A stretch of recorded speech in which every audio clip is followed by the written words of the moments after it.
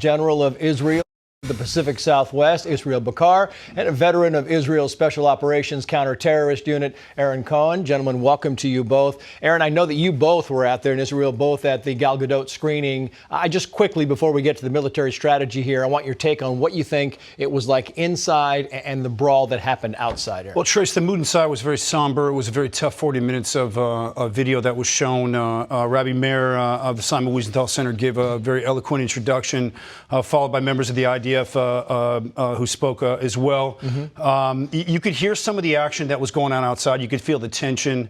But I can say LAPD did an incredible job of handling any of the violence that started to percolate outside. But you could actually hear it inside the auditorium. Yeah. But it was a very somber, and I'm not a squeamish guy. I've been around a long time in this business, and I can tell you I was affected by the footage, and I believe it's important for not just these select elite groups to see this footage. Yeah. But I think the world needs to really see what the IDF packaged very, very well. Yeah, Israel, I just want to get the touch on Lauren Green, what she was talking about there, the possibility that photojournalists may have been tipped off to the Hamas attacks of October 7th. Israel centrist leader, member of Netanyahu's war cabinet, Benny Gantz, says the following on X.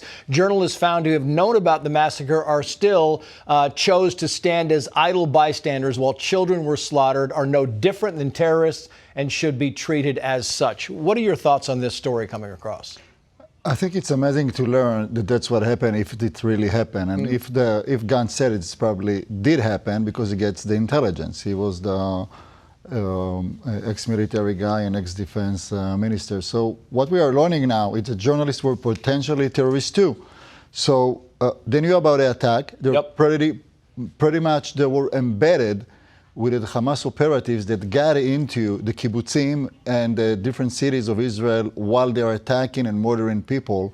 They had a GoPro cameras and they were filming it. And then they were using it for their media outlets. So if any media outlets use this kind of material, I think it's not professional, it's not moral, and it's disgusting, and they should take it off all the platform. And there's further investigation going on to that. Now, 46 attacks on U.S. military forces since October 7th. We can put this map up. We can talk about all of these attacks. But it's interesting because the president said this today in response to whether these responses are working. Watch.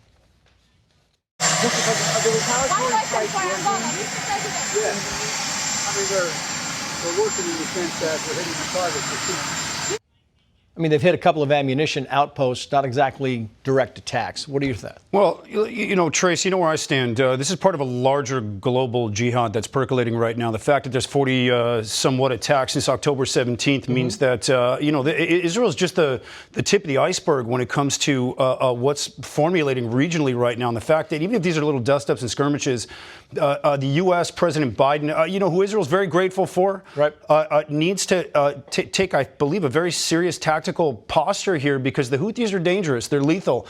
They've lobbed several mid-sized missiles into Israel. Thank God for Israel's tertiary missile defense systems behind the Iron Dome that can handle those. But these guys are going to keep escalating. And it's really important for President Biden to be listening to his military cabinet right now and to those leaders and generals. This stuff is real. It's increasing, and it's going to continue to expand.